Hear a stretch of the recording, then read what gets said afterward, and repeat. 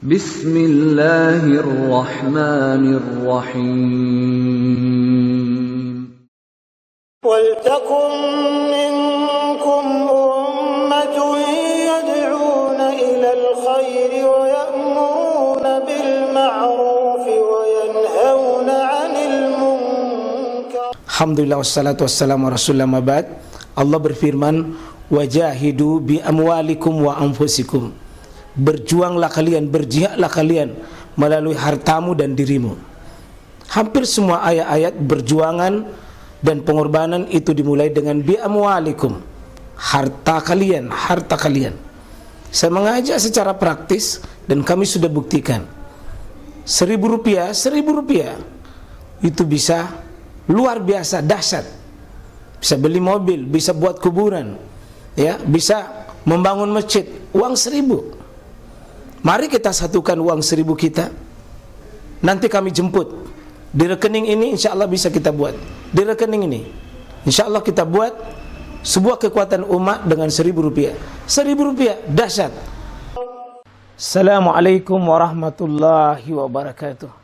Wa waktu salatil subhi, dan waktu salat subuh itu dimulai dari min tulu'il fajr, dimulai dengan terbitnya fajar. Terbitnya fajar itulah mulai waktu subuh. Ini juga nanti terjadi perbedaan kapan itu sekarang terbitnya fajar, Pak. Karena nanti fajar dalam hadis ini juga nanti ada pembagian. Sekarang kita ini Pak, banyak juga yang salat subuh terlalu cepat. Terlalu cepat. Sebenarnya kalau kita lihat hadis-hadis Nabi itu sallallahu, banyak hadis itu lebih utama diundur-undur itu subuh. Yang penting jangan diundur betulan sampai pagi. Ya. Ya. Di sini wa waktu salatis subhi minat tulu'il fajar, mulai terbit fajar. Fajar yang dimaksud di sini fajar sadik, bukan fajar kazib. Fajar sadik itu Pak, ya nanti kita akan lihat apa tanda-tandanya. Malam tatlu usyams, sebelum terbit matahari, itulah waktu subuh. Ini waktu normal subuh, terbit fajar sampainya terbit matahari. Ini rawahul Muslim. Kita lihat Pak ya bagaimana hadis yang berikut. Ini hadis Jabir bin Abdullah yang menggabungkan dua tadi itu, menggabungkan dua waktu sholat dalam bentuk praktek. Hadis Jabir, Bapak ini kenal sedikit Jabir bin Abdullah, sosok sahabat yang termasuk ranking 7 perawi hadis. Kurang lebih 1.500 kita dapat hadis Pak atas Jabir bin Abdullah ini. Jabir bin Abdullah ini sosok laki-laki yang pernah hidup bersama dengan 9 saudaranya perempuan semua. Dan beliau yang menjadi, karena bapaknya cepat meninggal, maka beliau yang mengayomi semua saudara-saudaranya. Kalau mau keteguhan laki-laki Pak, ada di Jabir Abdullah itu. Jabir bin Abdullah meninggal bapaknya di perang Uhud, dan bapaknya sangat dihormati sekali oleh Rasulullah sallallahu alaihi wasallam. Banyak keajaiban nanti yang terjadi di sini. Ini kita dapatkan informasi dari Jabir tentang Ja'a Jibrilu alaihi salam ila Nabi sallallahu alaihi wasallam. Datang Jibril, Pak. Jadi langsung Jibril datangi Nabi sallallahu alaihi wasallam mengajari tentang waktu salat. Jibril yang langsung. Jadi praktek Nabi SAW tentang waktu salat itu langsung Jibril. Faqala lahu, Jibril berkata kepada Nabi SAW, "Qum fasalli." Muhammad, kita berdiri untuk salat. Jadi Nabi didatangi oleh Jibril untuk salat bersama antara Jibril dengan Nabi kita Muhammad. Fasalla zuhra. Pertama datang Jibril itu dalam keadaan hina zalatis syams. Itu waktu pertama, hari pertama datang Jibril itu seperti yang disebutkan tadi di hadis Abdullah bin Amr tadi, persis waktu awal, yakni tegakkan sholat di waktu zalat asyams, tergelincir matahari, itu waktu awal dia datang. Summa ja'ahu hina kana zillu kulli syai'in mislahu. Dan dia datang lagi berikutnya, ini kana zillu kulli syai'in mislahu, segala sesuatu benda itu yang bayangannya itu sama panjang. Ternyata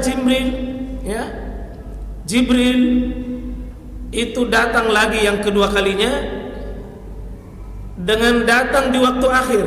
Kapan waktu akhir datang? Ketika waktu bayang-bayang itu sama panjang dengan bendanya. Ya, sama panjang dengan bendanya itu adalah waktu akhir daripada waktu sholat duhur. Jadi ada waktu awal mulai tergelincir, waktu akhir itu adalah saat sepanjang benda itu dengan bayangannya. Kecuali Imam Abu Hanifah, Pak. Abu Hanifah itu dia memahami waktu sholat kalau sepanjang bayangnya itu adalah itu yang paling utama. Kalau duhur itu paling utama. Kalau Abu Hanifah, semakin diundur itu duhur semakin utama. Kalau tiga imam yang lain itu tidak. Waktu akhir itu adalah sepanjang badannya benda itu dengan bayang-bayangannya, Pak. Kum fasalli fasallal asar, dia salat asar. Summa ja'au inda ghurubis syams, kemudian datang lagi Jibril itu pada saat matahari tenggelam. Faqala kum fasalli fasallal maghrib, dia salat maghrib. Summa ja'au hina ghabas syafaq, dia datang lagi pada saat apa? Waktu sholat ini semua didatangi dua kali.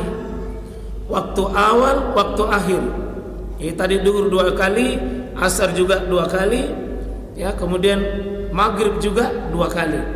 Qalakum fasalli fasallal isya summa jahina sata al-fajr, dia datang pada saat itu, saat sata al-fajr, ketika sudah terang, sudah hampir habis itu, sudah terang benderang itu, hilang itu kegelapan, Pak. Baru datang Jibril untuk sholat subuh. Faqala kum fasalli fasalla subha, dia sholat subuh di saat terang tapi belum matahari terbit. Summa ja'a minal ghada, kemudian datang lagi besoknya itu. Ya, dia datang besoknya. Fasalla bihi zuhra hina kana zillu kulli syai'in misla. Summa ja'a li waqtil asri hina kana zillu kulli syai'in misla. Summa ja'a waqtil maghrib hina waqtihal awal. Kalau maghrib dia datang waktu awal. Summa ja'ahu li waqtil isya ila sulusil lail. Nabi datang untuk salat isya itu di sulusil lain, bukan tadi yang nisbul lain, Pak, ya? Ini sulusil lain. Jadi waktu akhir isya itu, waktu akhir isya, jika di 2/3 di ila sulusil lain, di sepertiga malam terakhir itu, Pak. Di sepertiga malam terakhir. Waktu isya itu ada 3 waktunya. Summa ja'ahu li waqti subhina asfara jiddan. Ketika matahari sudah terang itu, summa qala ya Muhammad, haza waqtul anbiya'i min qablik. Wahai Muhammad, ini waktunya para nabi sebelum kamu sholat. Artinya waktu para nabi itu, Pak, ada waktu awal, ada waktu akhir. Kemudian wal waktu ma baina hazainin al waqtain. Waktu sholat itu adalah wal waktu ma baina hazain antara waktu awal dengan waktu akhir itu adalah waktu sholat. Ini agak bingung-bingung kalau kita tidak konsentrasi ini. Waktu sholat itu dia datang dari awal, dia juga datang akhir. 2 kali setiap sholat itu Jibril mendatangi, awalnya dia datang, akhirnya dia datang. Nabi menutup materi kepada Jibril, kepada Nabi kita Muhammad. Jibril menyampaikan, waktu salatnya umatmu Jibril adalah ma baina hazain, di antara 2 ini.